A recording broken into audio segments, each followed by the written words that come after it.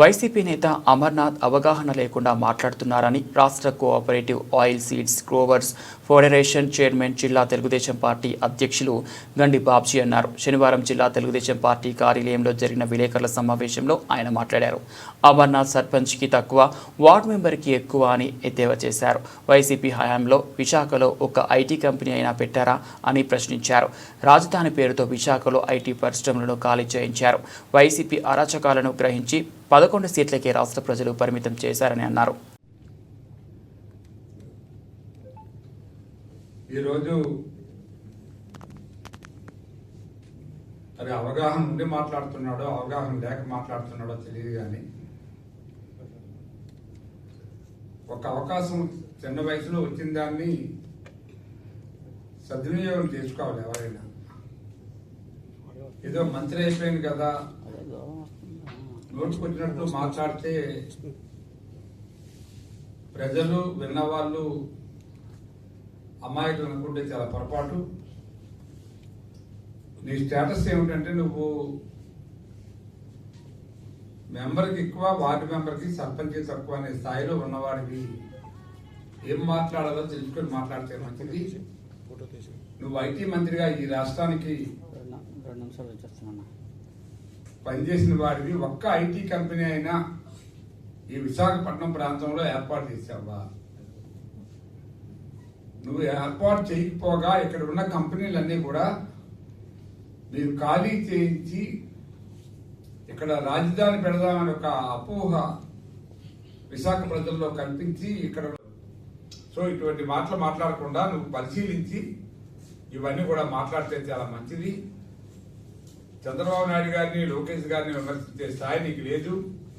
ఏదైనా ఉంటే నువ్వు కనీసం అప్పుడప్పుడు ప్రజలకు కనబడాలని ఉద్దేశంతో ప్రెస్ మీట్లు పెట్టుకుంటే మంచిదే, కానీ నోటుకు వచ్చినట్టు మాట్లాడితే మటుకు డెఫినెట్ గా నీకు తగిన శాస్తి జరుగుతోంది.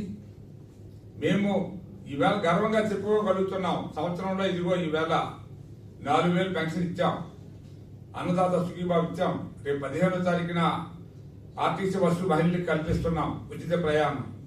దీపం పథకం అమలు చేస్తా ఉన్నాం. తర్వాత ఈ ఉమ్మడి జిల్లాలో అనకాపల్లిలో ఆర్సెల్మెటల్ అనే కంపెనీని, ఉక్కు ఫ్యాక్టరీని సుమారు 1,50,000 కోట్లతో 2,000 ఎకరాల్లో స్టార్ట్ చేయడానికి శంకుస్థాపన చేశాం, పర్మిషన్లు ఇచ్చాం, 2,000 ఎకరాలు కేటాయించాం.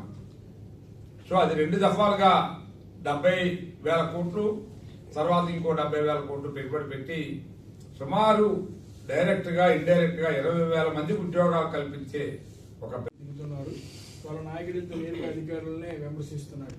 ఏమంటారు దీన్ని? ఎలా తీసుకొచ్చారు?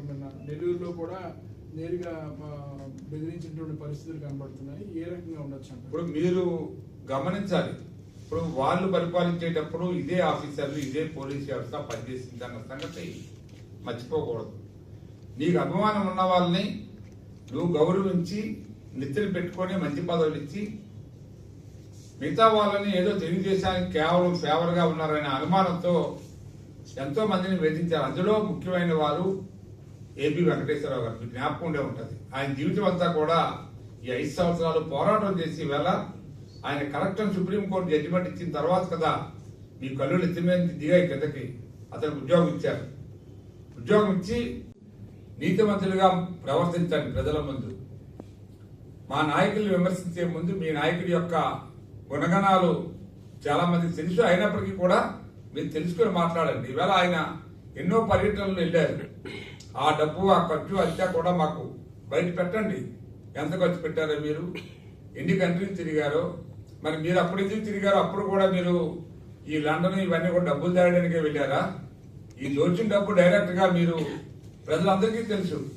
మీరు దొంగ మందు అమ్మినప్పుడు ఎప్పుడు కూడా ఆన్లైన్ లో చిన్న వస్తువు కూడా మనం ఆన్లైన్ లో కొనుక్కుంటాం. ఎప్పుడైనా మీరు మందు ఆన్లైన్ లో అమ్మారా? అంతా కూడా క్యాష్ టు క్యాష్. ఆ క్యాష్ అంతా కూడా డబ్బాలో పెట్టి ఈవేళ గత 15 రోజుల నుంచి చూస్తున్నాం పేపర్లో ఎవరెవరి దగ్గర ఎంత డబ్బు దొరికిందో సీజ్ చేసి ఇవాళ మిమ్మల్ని అందరినీ కూడా ఒక్కొక్కరిని దానికి సంబంధించిన వాళ్ళందరినీ కూడా అరెస్ట్ చేసి ప్రజల ముందు పెట్టడం జరుగుతుంది ప్రభుత్వం. ఇవాళ మీ నాయకుడికి కూడా డైరెక్ట్ గా దాంతో సంబంధాలు ఉన్నాయని చెప్పి రుజువు చేసే సాక్ష్యాలు ఉన్నాయి. మీలాగా సడన్ గా పట్టుకెళ్ళిపోయి అరెస్ట్ చేసి కక్ష తీసుకునే ప్రభుత్వం చేశాడు. అలా ఆ పెట్టుబడి చేస్తాం, ఈ పెట్టుబడి చేస్తాం. దావోస్ సదస్సుకి 1 సంవత్సరం వెళ్ళారు. మీరు 5 సంవత్సరాలు ప్రజలు మీకు అధికారం ఇస్తే 1 సంవత్సరం వెళ్ళి మేము ఇది తెచ్చాం, అది తెచ్చాం అన్నారు. ఎక్కడా కూడా ఒక ఇటు కూడా పెట్టలే. విశాఖపట్నంలో మీరు ఇక్కడ కూడా ఒక పారిశ్రామిక సదస్సు పెట్టారు. ఇక్కడ సుమారు మాకు 8 లక్షల కోట్ల రూపాయలు పెట్టుబడులు వచ్చాయని చెప్పారు. ఒక్కటైనా ఎక్కడైనా ఒక కంపెనీ పెట్టగలిగారా? మీకు సిగ్గు లజ్జ ఎక్కువ లేదు కాబట్టే పేపర్లో కానీ టీవీలో కానీ మాట్లాడడానికి మాత్రం ముందుకొచ్చి లేనిపోని మాటలు మాట్లాడుతూ ఉంటే ప్రజలు ఏమనుకుంటారనే జ్ఞానం కూడా లేకుండా మీరు మాట్లాడుతూ ఉంటే మీకు ఇప్పుడు 11 సీట్లు వచ్చాయి. ఆ 11లో 1 పోయి 1 మిగిలితే చివరికి మీ నాయకుడు ఒకటే గెలిచే పరిస్థితి వస్తుంది. నిజంగా మొన్నే రావాల్సింది ఆ పరిస్థితి. నిజంగా ప్రజలు ఎంత ఘోరంగా చీకొట్టారో అయినా కూడా మీకు సిగ్గులేదు. మీరు నిర్మాణాత్మక పాత్ర పోషించండి. ప్రజలకు ఏం కావాలో చెప్పండి. ఈవేళ మేము సంవత్సర కాలంలో మా నాయకులు కానీ, మా ప్రభుత్వం కానీ, కూటమి ప్రభుత్వం కానీ బ్రహ్మాండంగా ఇవాళ ఇచ్చిన హామీలన్నీ కూడా అమలు చేస్తూ ప్రజలకి 1 సంవత్సరంలోనే మేము ఇచ్చిన 6 సూత్రాలు 6 పథకాలు బ్రహ్మాండంగా అమలు చేసే స్థాయికి ఇవాళ తీసుకొచ్చారు చంద్రబాబు నాయుడు గారు. మొన్న సింగపూర్ వెళ్ళారంటే సింగపూర్ లో ఉన్న ఆయన పరిచయాలని అన్ని కూడా మళ్ళీ ఒకసారి రివ్యూ చేసుకొని వాళ్ళందరినీ కూడా రండి మా రాష్ట్రానికి, మిమ్మల్ని అనవసరంగా తరిమేశారు ఆ రోజు, అనేకమైన అభాండాలు వేసని చెప్పి 4 రోజులు మన సింగపూర్లో పర్యటించి అక్కడ ఉన్న మన ఇండియా వాళ్ళని, ఆంధ్ర వాళ్ళని అందరినీ కలిసి ఆప్యాయంగా మాట్లాడి ఆ సింగపూర్ ప్రభుత్వాన్ని ఈవేళ మళ్ళీ ఒక అభిమానిగా మార్చి ఆ దేశంలో ఉన్న టెక్నాలజీ కానీ, ఆ దేశంలో ఉన్న పరిపాలనా అనుభవం కానీ అన్ని కూడా మళ్ళీ మన ఆంధ్ర రాష్ట్రానికి తీసుకురావడానికి ఆయన ప్రయత్నం చేస్తున్న సంగతి మీ అందరికీ తెలిసిందే. మీలాగా దోచుకున్న డబ్బు మీకు తెలుస్తారా ఉంది. మధ్య పేపర్లో ఎన్ని వచ్చాయో, దొంగ మందు తయారు చేయడం, స్మగ్లింగ్ యాక్టివిటీ చేయడం, ఈ డబ్బంతా కూడా నీ అన్యూన్యుల్ని చేతికిస్తే నువ్వు ఎలక్షన్లకి రకరకాల బంగారాలు కొనడానికి, బంగారాలు కట్టడానికి నీ చోట్లకి వాడుకున్నారు.